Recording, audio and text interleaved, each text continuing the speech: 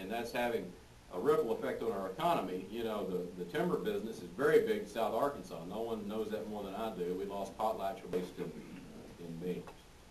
I thought I would share with you just a couple of thoughts and then throw it over for questions. One, of course, is on the debt and the deficit. And those of you who know me know I've been sounding the alarm on the debt and the deficit for a very, very long time. I am glad that other people are now finally starting to pay attention to it.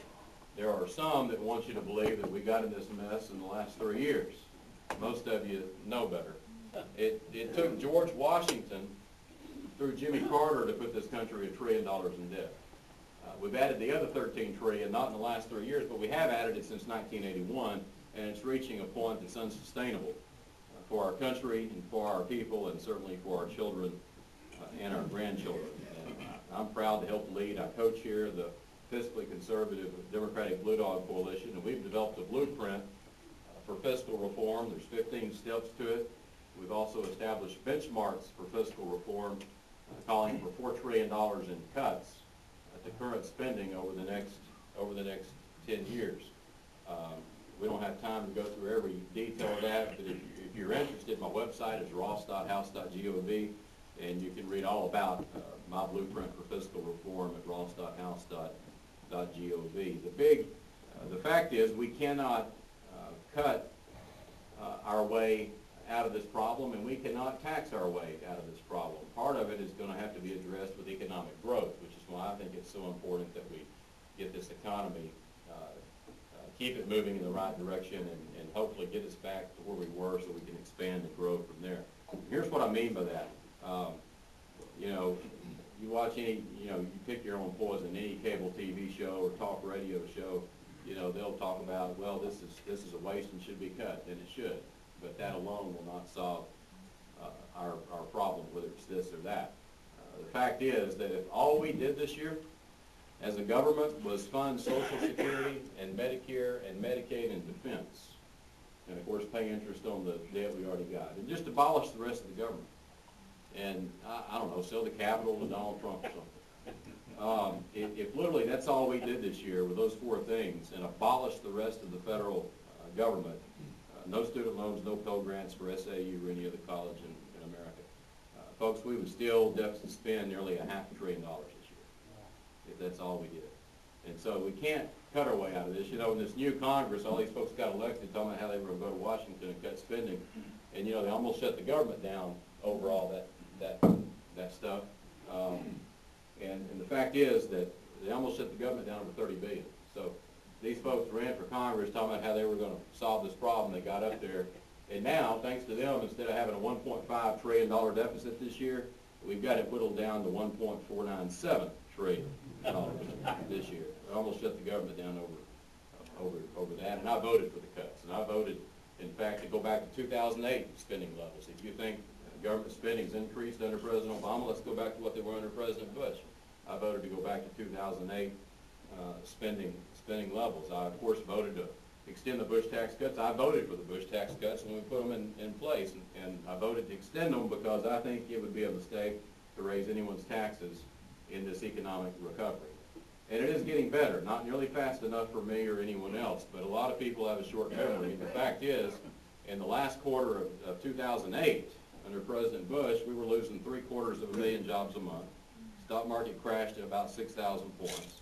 We've now added 2 million new private sector jobs in the last 15 months. The stock market is bouncing somewhere between 12,000 and 12,500 today. So clearly we're headed in the right direction, but it's a very slow recovery, and it's very painful for many, and I'm very concerned about what the gas prices are going to do to that. I'm not saying that $4 gasoline is why we ended up in a recession back in 2008, but it certainly, if you go back and look, was a precursor to it happening. And so what I think we should do on energy is quite simple. I've got a bill called the American-Made Energy Act, and I believe we need to drill more here at home, off the coast, not using BP standards, by the way, but using new 21st century technology that can allow us to recover the oil and natural gas we need and be good stewards of the environment all at the same time. Same thing for Anwar. There's 19 million acres up there. using new technology, our footprint would only be a few thousand acres. We've already got a pipeline up there. It's running about half capacity. We need to fill it up. That gives us the supplies that we need short term. Here's what else it does. It generates about $80 billion in lease and royalty payments to our government.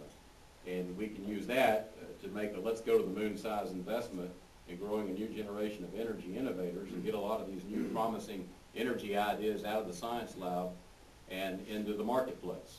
I have test driven a hydrogen fuel cell car. You can drive the thing and it's very quiet and you get through. If you run to the tailpipe in time, it'll pour you half a cup of water that they told me I could drink. I didn't try it. But my point is this is not Star Wars stuff. It currently exists. It's just we haven't gotten it from the science lab or the marketplace. Compressed natural gas is another one that I think holds a lot of promise. Folks, we got natural gas in the ground in Arkansas. We're pumping it out and we're selling it all over America. We could power our automobiles right here in Arkansas with it, but instead we're sending $300 billion a year overseas to buy energy. Too much of that money's ending up in the hands of the terrorists that want to destroy us, and that's a $300 billion annual payroll we could have here in America. So some people say we need to drill more, some we say we need to do more with alternative and renewable forms of energy. My bill does both, and it's totally paid for. Secondly, last week I was proud, I'm the lead sponsor of a bill to make the president get off high center and make a decision on the pipeline from Canada. It's been under review now for about 30 months. Most of those are under review from anywhere from a year to 2 years. And basically what we're doing by legislation is telling him to make a decision by November 1st. That pipeline will give us North American oil from Canada into the U.S. It will create about 100,000 jobs building the pipeline, and it will give us about 1 million barrels of oil a day. And I'm proud that we were successful in getting my bill out of the Energy and Commerce Committee last week, and it's headed to the House floor, hopefully for passage. And with that, I thought I'd just throw it open for any questions anyone might have on anything, and I don't see any of y'all dressed up. I'm going to get sworn up here. Yes, sir. What's your take on the shadow inventory in the housing market? So at foreclosures that are not on the market? Not on the market. I think one of the biggest obstacles to our economic recovery is the housing market, and we still have a housing crisis in this country. We've got a record number of foreclosures, and in some instances, folks are hanging on to those, trying to wait for the market to improve before they unload them. And in other instances, you can get a good deal right now, but people still aren't buying, and that's having a ripple effect on our economy. You know, the timber business is very big in South Arkansas. No one knows that more than I do. We lost potlatch where my grandpa used to work in Prescott. And we've seen it happen in a lot of places in Arkansas and all over this country. And the lumber market and the sawmill business is not going to recover until we get, all these foreclosed homes off the market and sold. So I think it's having a huge impact on the economy and our recovery. What do you see way down the line as the problems in the United States? We got all day? Yeah. I think the problems we have now in terms of debt and the deficit is going to continue to be a challenge. I think energy is going to continue to be a challenge. I think the economy is going to continue to be, because we're so, whether we want to be or not, we're very connected with the rest of the world. But when we go down, the rest of the world goes down. And if something bad happens in another part of the world, basically, we might get a sore throat. But when something bad happens here, the rest of the world gets pneumonia. And we are very interconnected, and so it's a different world that we live in today. And then I think the long-term key to all this is education. We're no longer competing with Mississippi, Louisiana, and Texas for jobs. We're competing with Asia and Africa and so many other places. And we've got to ensure that our children are receiving a world-class education, so they'll be prepared not only for the job market, but also to be, we need our children to be educated in a way where they can be smarter than their competition in other countries if we want to continue to maintain our standing in the world. Basically, most most new technology has come from America. It ends up getting built somewhere else, but most new technology comes from America, and it's important that we continue to play that role. What do you see as our relationship with China in the future? I don't see it. I mean, I don't have a crystal ball, but I don't see it. Here's where I hope it changes. Is basically it's almost like we got an economic Cold War with China. They can't afford to mess with us because their economy would go south if it wasn't for us. But as a result, and that's part of the energy problem we got, is we've helped, we're all responsible for it, we're all guilty, we've helped create a middle class in China, and they're throwing down their bicycles and they're buying automobiles, and it used to be we were the only market for Middle Eastern oil, and now every barrel we want, we're bidding against China and India for. And so it is a different world, but as the middle class grows in China, I hope we start selling more of our products to them instead of shipping our jobs to them. Do you think Congress and the President will resolve the deadlock right now over whether to extend the deficit by August the 2nd, or are we going to have a temporary default? Well, I hope not. I think it will get worked out before then. The Senate has announced that they're going to be in session next week. And by the way, it just burns me up, and I watched Bush do it, now I've watched Obama do it. I don't care who the president is, Democrat or Republican, when they talk about, Congress needs to stop taking vacation and work this out. Well, look, today I'm in El Dorado, Magnolia, Fort Smith. This is no vacation. Yeah. And I think it's an important part of the job. I think one of the biggest problems in Washington today is too many members of Congress, they get elected, they move up there, they stop going home, and they stop listening. Wow. And I think a very important part of this job is coming home and getting out and listening to the people, and that's what we do. It's not like sure, I'll spend a week, a year with my family somewhere. I try to, but they play politics with this and made it sound like it's something it's not. But the Senate has announced today, in fact, that they're not going to be out next week. Of course, we're in session next week, and now the Senate is going to be in session next week, and they'll get it. I think they'll get it worked out. They're a long ways apart, though. As I said earlier, a lot of people, the debt ceiling, by the way, the debt ceiling has been, with all the publicity on it, you would think this is the first time it's ever been raised. It's been raised 74 times since 1962. 17 times under President Reagan, 3 times so far under President Obama. But I do see that, and I think it's important people understand, this is not about new spending. This is about meeting the obligations you already got. It's like getting your credit card bill in the mail and saying, wow, I need to slow down with that thing, so I'm going to set it on the shelf for a few months. Well, you still owe what's on the statement. And that's really what this is all about. We still owe what we've already spent and already committed to. It's not about new spending. But I do see it as an opportunity for us to have some leverage with the administration and with the Senate and the House, with Democrats and Republicans, to address this unsustainable level of spending that's going on in this country. And I hope that as part of these discussions, there will be meaningful and significant cuts made to government spending. But whether it's the S&P, Standard & Poor's, or Moody's, I mean, they all predict gloom and doom if we do nothing. So hopefully we'll be able to reach a compromise that makes sense and reduces our federal spending. You constantly hear about more transparency in government and less pork added to bills and all, but you never see it happen. When is it going to stop? When is there going to be transparency and you just have a bill without all the pork added to it? Well, I would beg to differ with you a little on that. First of all, 4 years ago, we passed a law that said any earmark, I have to sign a form saying my family and I don't benefit from it personally. Second of all, I have to list it on my website. I don't know how you get more transparent than that. Anybody in the world could look at it. And that was done several years ago. Now there's no earmarks at all. They've been, no more money, no more congressional earmarks for Southern Arkansas University, no more work on I-49. I mean, a lot of people forget what earmarks are. But there's no earmarks this year. If you have a project you want funded in Magnolia, you can no longer petition.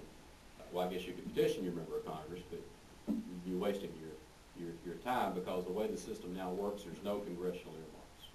Which means if you got a project you want funded in Magnolia, you've got two choices.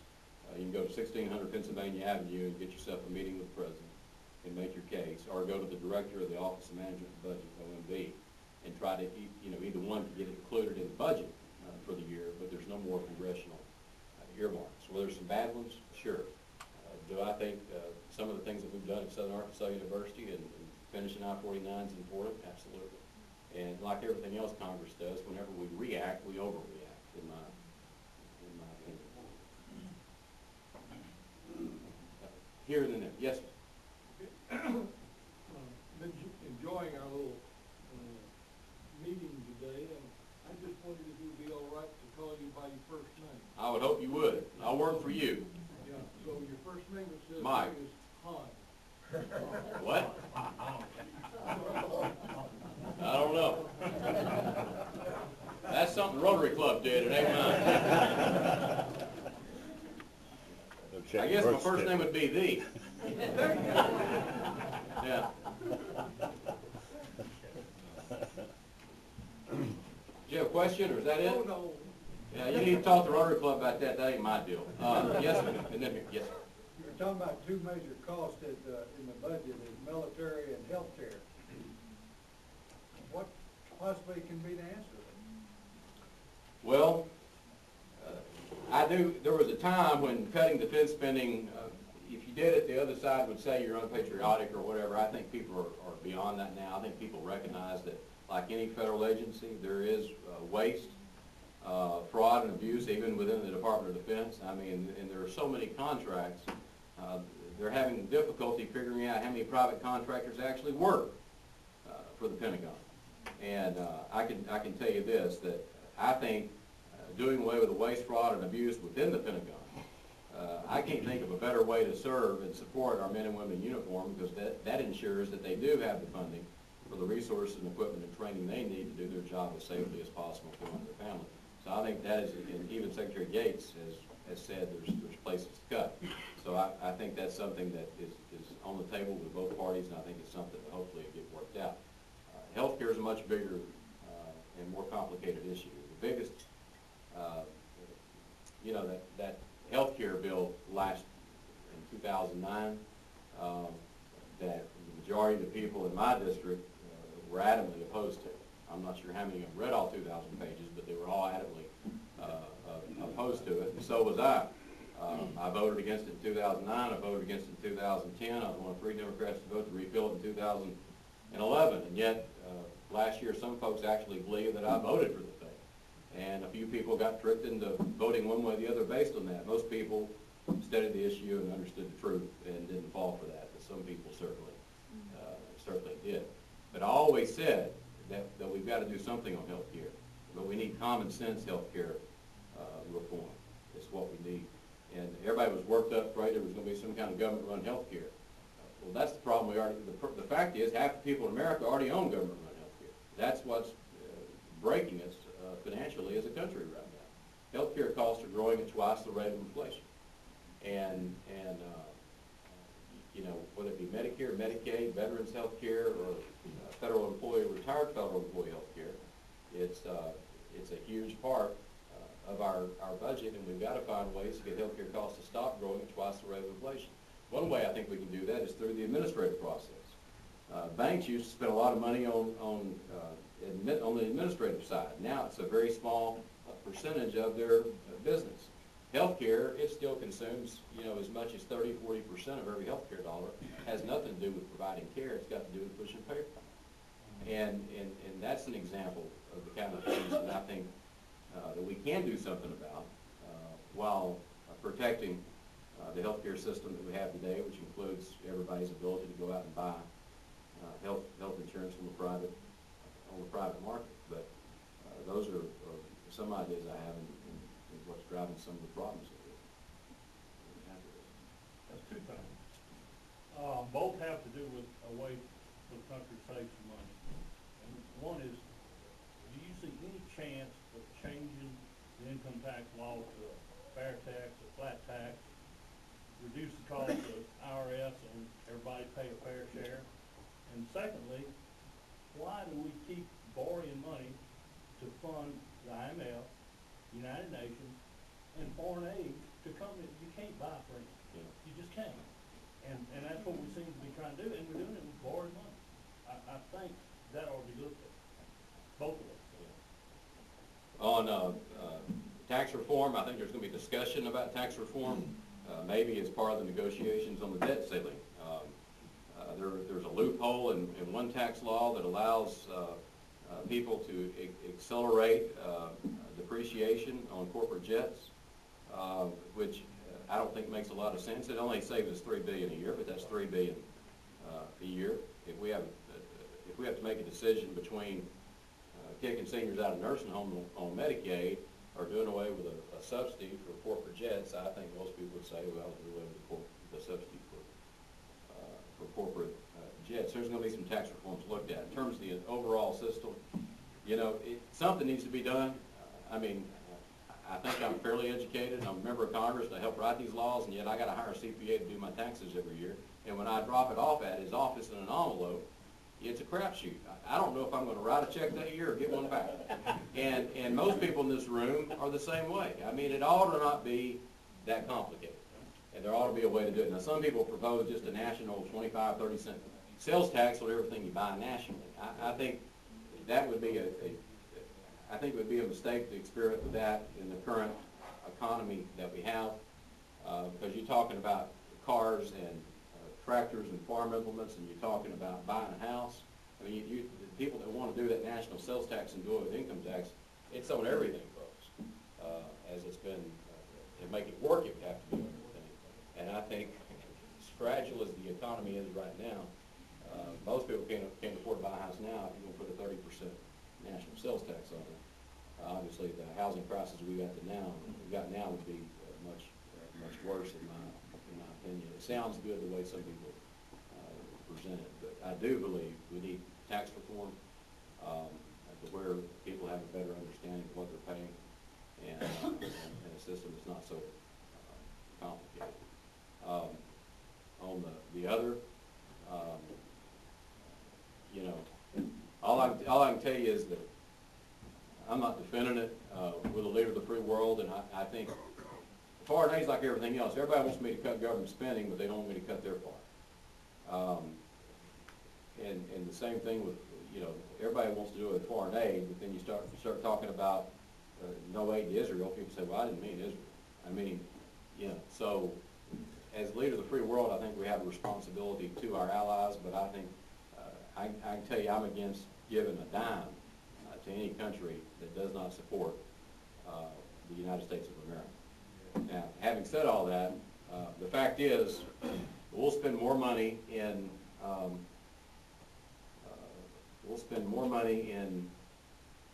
Afghanistan between now and the end of August than we'll spend this entire year on foreign aid all over the world. Wow. So, I mean, I know it's a burr under people's saddle, and I agree with you. We shouldn't be providing aid to any country that doesn't wholeheartedly 100% support the United States of America. But in the scheme of things, like I said, we'll dump more money in Afghanistan between now, and we've been doing it for 10 years, by the way. We'll be dumping more money in Afghanistan between now and the end of August than we will in foreign aid for the entire world for this entire year. Yes, sir. If we can't cut or tax our way out of all these problems and economic growth is the only solution, then do you have some ideas for that? I think, here's what I think, we have a little more certainty with the tax laws now because we extended the Bush tax cuts, which I think was important to do because we're in this economic recovery. I'll tell you that the number one thing, I think the biggest thing Congress can do, I think there's two things Congress can do to help get this economy moving forward again. Number one, give industry and businesses more certainty when it comes to rules and regulations. The EPA, for example, is out of control. If Congress would give industry and business more certainty when it comes to rules and regulations. And secondly, get out of the way.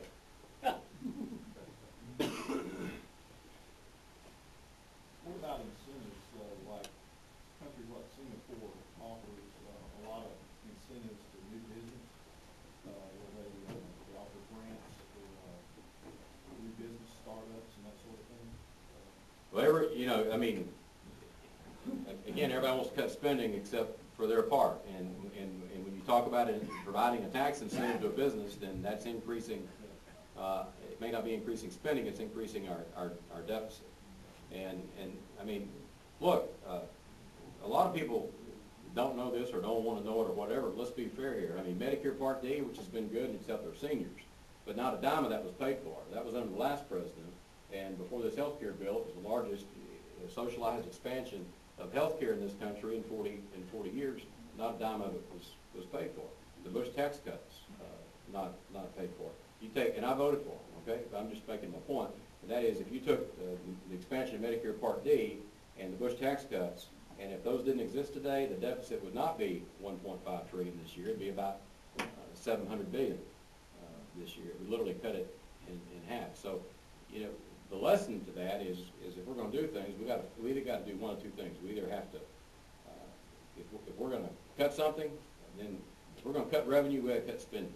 But we can't cut revenue and increase spending, which is what happened. They helped get us in this mess. So if you're going to cut taxes, you got to cut spending. But incentives, if you provide a tax cut, then you got, in my opinion, if you don't figure out how you're going to pay for it, then you're just adding it on to the national debt. Historically, most industrial recruitment has happened at the state level, and I think Governor Beebe's done as good a job as he can in this tough economic climate. We've added about 26,000 new private sector jobs since this recession started. Only 4 states in America are in the black right now. We're one of them. And yes, the Constitution says we have to, but the Constitution also says 40-something states have to. And only, I was in the state Senate 10 years. We balanced the budget every year I was there. Bruce was chair of the House Budget Committee. Just because it's on paper doesn't make it so. You still got to make it happen. And I helped do that for 10 years. And if we could take some of the principles we use in Arkansas and some of our common sense, we could do the same thing, I believe, with the United States of America. But largely, most incentives for economic growth and development happen at the state level. I think we've got a very good agency here, the Arkansas Department of Economic Development. There are certain things we can do with policies at the national level that help stimulate growth and job creation, and a lot of that already exists, which is one of the reasons our tax code is so complicated. But again, there's things in the tax code. I don't know if there's a farm implement dealer in this room or not, but he would if there was, he'd probably say we should simplify the tax code. But when you start talking about how you depreciate farm implements, he probably wouldn't want to change that. And I think we've got to be careful. How do we go about it? A lot of the things in the tax code are there to help stimulate the economy and have been for years. And I think jerking some of those away in the middle of a economic recovery could be a mistake and send us in the wrong direction. Right here in the middle. Yes. Oh, you're scratching. Okay. Oh, right. You mentioned paying for Afghanistan a moment ago, and I've read, tell me if I'm wrong, that we didn't pay for the Iraq war because it was off budget. Are we dealing with the Afghanistan the same way, and that means essentially it's all deficit? We haven't paid for any of it. Yeah, President Bush never put the Iraq war in his budget. It was like by the time the next budget year happened, we'd all be out of there. President Obama, and I disagree with him on a lot of things, and you helped me think of one thing I could agree with him, and that was he has put the cost of the wars in his budget, which is another reason that our deficit appears as it does. So they're on budget now. They were not as part of the budget in the previous administration. What's your take on the stimulus? How well was it utilized, and would you do it differently if you had the chance to rework it? Look, there were good and bad parts to the stimulus. I got a kick last year. My opponent kept telling me everybody ought to vote against me because I voted for the stimulus, but I never saw SAU give any of theirs back. They kept it and used it, and I'm glad they did. There were parts of it that were good, and there were parts of it bad. Here's the mistake I think was made with it. Most economists will tell you that if we had not done it, we'd have been in worse shape, whether they be Democrat or Republican. Most nonpartisan economists will tell you. A lot of people forget this. About 2/3 of the cost of the stimulus was tax cuts. It was tax cuts. And the funny thing is, it was a deal where people got a tax credit and they reduced how much was withheld from your payroll tax. And I'm not sure people even knew they were getting the cut, but there was a 2-year. Tax cuts to individuals? Yeah. They had a reduction in the amount they paid for those. Here's what, if I'd been in charge, here's what I think would have worked better is, look, we got all these road needs, not just in Arkansas, we've got them all over America. And instead of paying people unemployment to sit at home, let's pay them to work during the worst economic recession since World War II. And let's get some of these roads built, like I-49 and I-69, for example. I mean, we got huge road needs all over this country.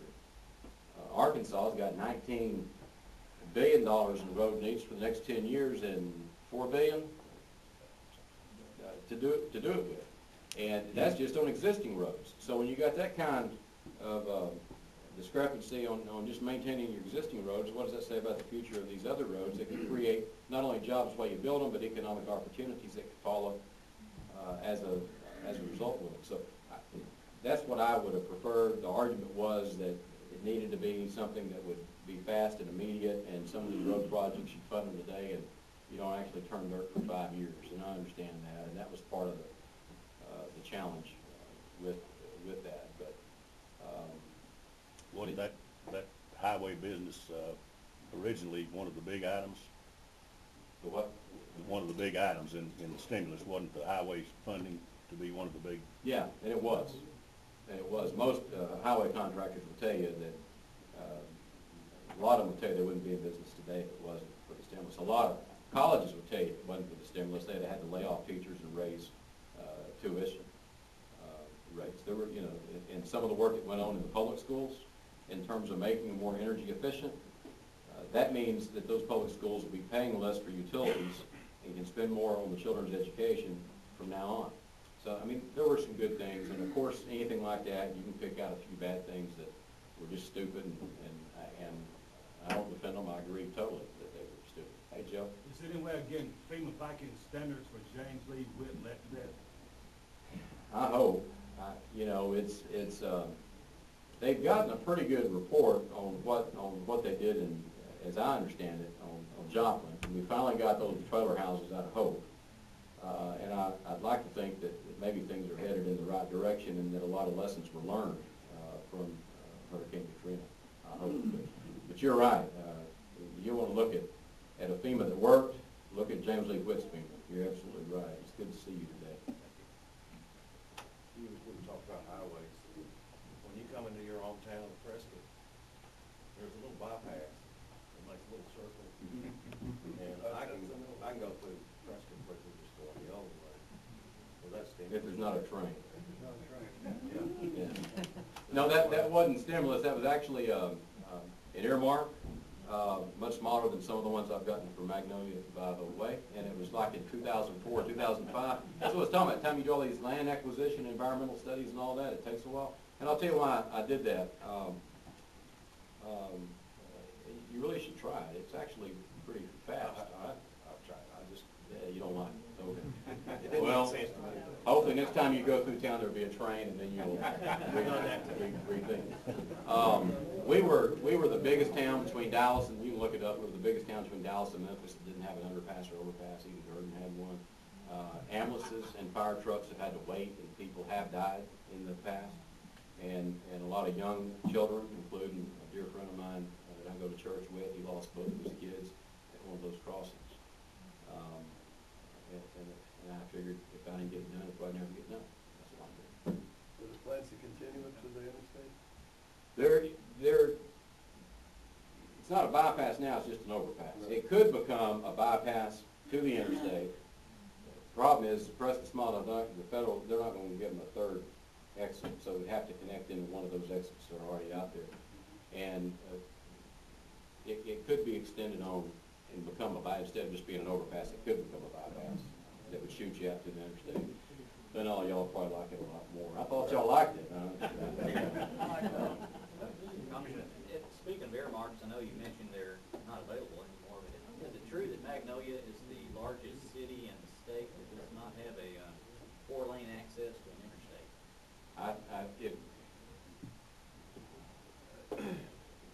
I guess El Dorado's close to having that, but they still don't have it either, and they would argue they're the largest city without four-lane access to an interstate probably, but Magnolia certainly would be up there, I think. Philosophy question. Do you think that the federal government has learned anything about Keynesian economics and how it applies to federal spending and whether it works, doesn't work? What do you think? I don't know. Do you believe That's- we can spend our way out of poverty? No, we can't. No, absolutely not. And if you know me, you know I've been sounding alarms on this debt deficit for a very, very long time. We cannot, you can't spend your way or tax your way out of this problem, is my opinion. And I don't subscribe to that theory of economics. It's after one, y'all gonna start getting up more to work, I know, but everybody's keeping raising money. On a lighter note, I love the overpass, and I had to get speeches for next June, and would you be on my? What?